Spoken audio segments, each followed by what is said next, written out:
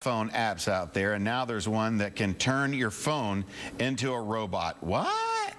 Here to talk more about this, tech expert Dan Thompson. Good to see you, Dan. Yep. Well, all right, just take this away, because this sounds like the Jetsons or something crazy. It is, yeah. So, I mean, for you, I mean, you obviously remember the Jetsons. You just mentioned it there. But, I mean, we had this idea of, like, you know, robots were going to be serving us, you know, one day. And that was kind of our view in the 80s of what it would look like in 2020, right? And so now here we're close to 2020, and it doesn't look anything like that, right? So, so Honda has had their Osmo project for several years now, which is kind of this humanoid robot project thing that they've been working on. It's really fascinating. I'm sure you know, a lot of the kids at home have seen this thing on YouTube or whatever.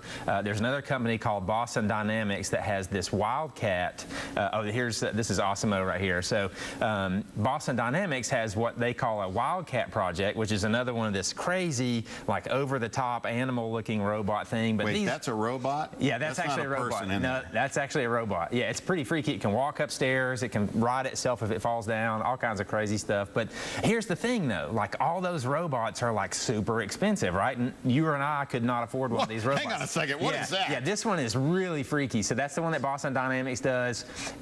Imagine this in the military's hands, weaponized.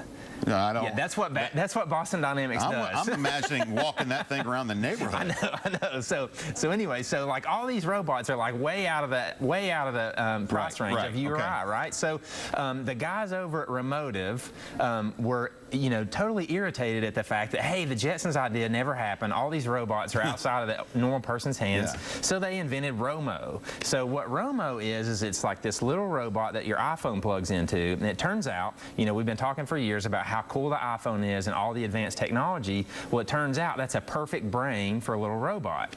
So what these guys have developed is, here we see a picture of him now.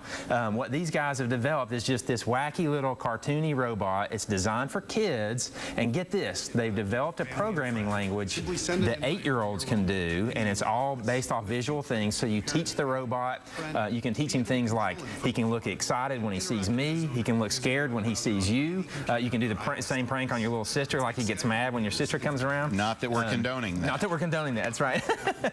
You can remote control him, so if you have an iPad or another iOS device, you can see through his eyes, obviously the camera on the phone, and steer him around the house. Super cool. Fascinating story by the owners. I got to meet these guys out in San Francisco a couple weeks ago. Let me ask you, because we have just a little time left. You talked about price with these other ones, way too off the chart. Right. What is the price for one of these? Okay, so get this, $150. Interesting. Yeah. So this could be the big Christmas gift this year. I hope so. One of the guys in the office says he's going to buy this for his kid for Christmas. So hopefully I'll have one in here in a week or next month or so. But just a super neat device. If you've always been fascinated with robotics, this is the one to get. And at $150, I mean, come on, just go buy the thing, right? All right, good stuff. You sticking around for Fox? I am. Yeah. All right, we'll see you in just a little bit, and we're coming right back with more of your national headlines right after this. Stay with us.